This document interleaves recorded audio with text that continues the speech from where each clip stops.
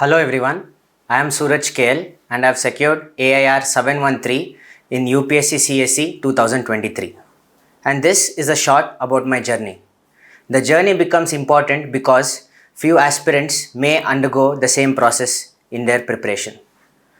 I completed my higher education in a hostel called Sri Satya Sai Lokaseva Vidya Kendra, and from a very young age, which is high school 8 to 10th, I was introduced to the concept of service because every teacher present there were working not for profit and away from their families, looking after us. And I would believe that played a foundational role in my personality and man making.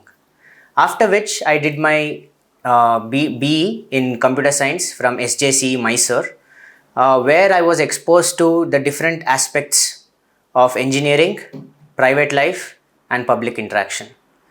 I was always influenced to give this exam by my parents. My father KB Lingraj, who is also in the government service, he works in GST, and my mother Geeta Raj have played a fundamental role in nourishing me, encouraging me, and giving confidence in me. It is their confidence after repeated failures still in me that helped me give this attempt as well.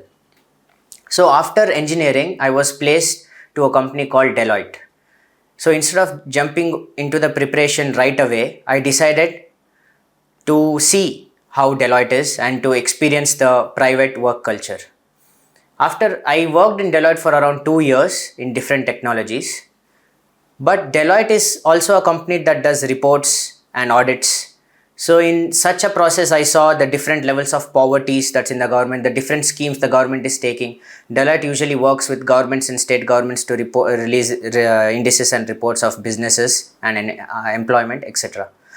So somewhere the calling was always there throughout the journey, either from my parents or my exposure in NGOs like Make a Difference and Project Reach Out, or in my work experience. So post which around late 2019, I quit Deloitte to fully prepare for UPSC. I was given other options like sabbatical, but I chose that I will give myself 2 attempts, which I would also suggest all the candidates to give themselves a couple of attempts, because as you have seen of late from topper videos across the platforms, that no topper is coming out and saying I was very confident that I would be in the list.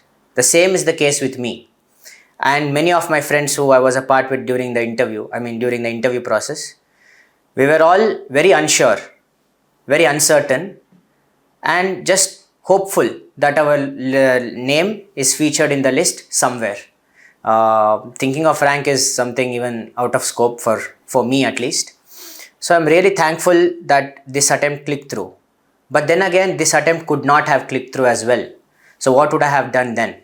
So these are the questions that came into my mind, because I gave a first attempt very half-heartedly. I was suffering from COVID, but still I decided, because I have my attempts is not counted.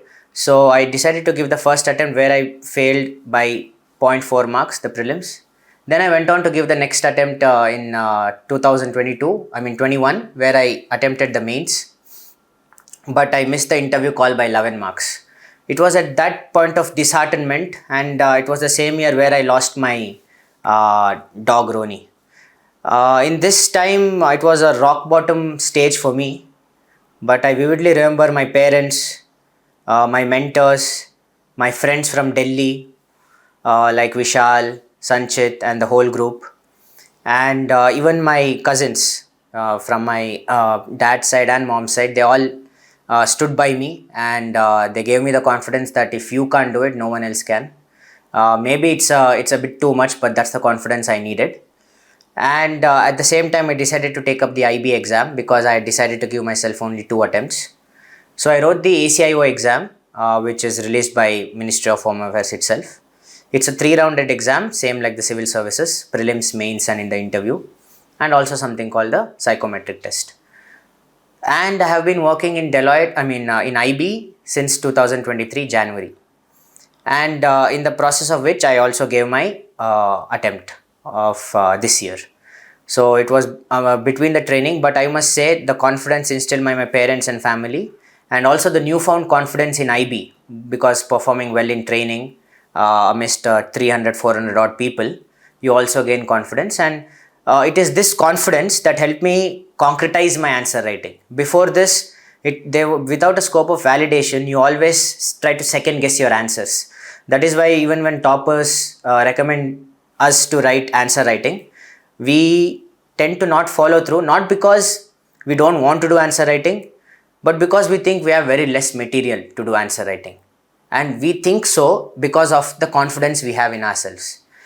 And it's this newfound confidence that helped me concretize my answer, made me write firm statements which I believe in, and that has actually helped me this time compared to last time. And also the interview was people interaction and speaking came easy to me. That is the one forte I have, if I would say. So I built up on the same, made my answers more analytical, multidimensional. Instead of being mechanical, I also gave real life examples. And with repeated failures, I mean, I even failed CSAT once in 2022. So this goes to say that, in the current scenario, if one is to say that do these things and you'll definitely clear UPSC, it would be wrong to say something like that. But you can say do these things and you might clear UPSC. And because of the might question is why I would like to encourage all of you to also think of a plan B. UPSC is a very noble pursuit and you can never leave it. No one can tell you to stop attempting UPSC exam. But I can just suggest you to have a plan B after a couple of attempts, because you give a very good first attempt, but there are other factors like luck and everything. So you give yourself another attempt. After that, always have a plan B. Stay in touch with your graduation subjects. There are many exams and very reputable exams that the government releases, even Group A, Group B, Group C exams. I was in Group C. Very fine job, and I would do nothing else, not private or anything else, if I was not selected. So having said this, I would say please do UPSC, but don't just do UPSC. Inculcate other habits and hobbies. For example, what happens in the interview stages is, if you're DAF, if you have been graduating say somewhere to 16, 17, 18 or something, and then you have straight away jumped to the preparation, what usually happens is, we don't think of this much. I started thinking of this only when I got the interview call. But I was lucky in the sense that my DAF was well-rounded. So in your DAF, if you jumped right into preparation, you will have your graduation subjects and then nothing, no work experience. And because you would have jumped right into it, your hobbies will be old, it will not be new, it won't be fresh. So because of a factor of these things, what will happen is in the interview people, the panel will be forced to ask general or current affairs questions, which they have asked to many other candidates.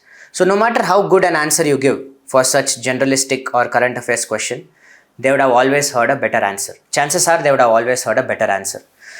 So this is to not take away anything from those who don't have work experience. All I'm saying is, if not for work experience, have some hobbies, some groups that you're a part of, some service you're already doing even before becoming an officer. For example, I worked in Make a Difference for 2 years as educational support, and I also worked for Care for Animals. These were the things that kept me indulged and rooted and connected with the real ground level problems. So when in GS1 and GS2 they asked about societal specific questions, I was able to better answer them given the ground knowledge that I had here. And also, of course, my work experience in IB, the report making that IB inculcates in us, the brevity, the precision. These things help me channelize my answers furthermore. And because of a combination of all these factors, which is 90%, and God's grace, 5%. You don't get God's grace by praying to God yourself. You get God's grace when others pray for you. And 5% luck that you carry. I was able to make it through the list this year, and I'm thankful for everyone who has been a part of it. Thank you.